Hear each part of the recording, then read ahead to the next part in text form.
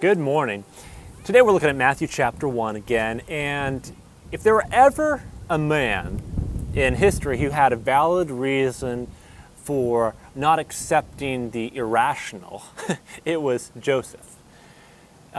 Joseph, in this story, as you'll discover when you read it, Joseph finds out that his soon-to-be wife, Mary, is pregnant with a baby.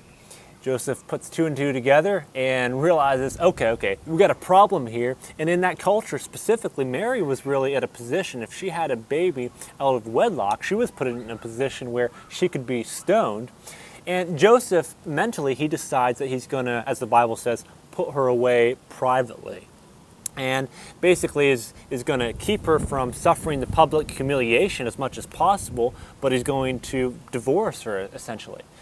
But then an angel from God appears to Joseph and tells him to do otherwise. I want to just say something here about accepting what is rational.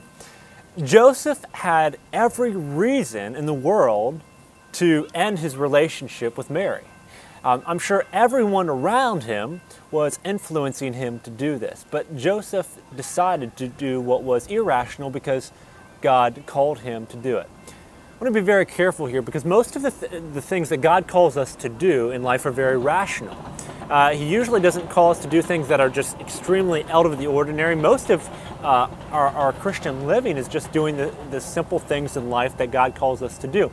But if you operate on the basis that I'm only going to do what is exactly rational, you're going to miss out on some of the biggest blessings that God can ever bring into your life. Because you mark it down. This coming year, God's going to call you to do something that might seem a little bit foolish to some people. But in His eyes, He knows that you need to do that, and He's calling you to do that. Again, be careful here, but there will be times when God calls you to do what might seem a little bit different than common sense would have it. And it's in those moments where you'll be given an option. Will you obey the voice of God?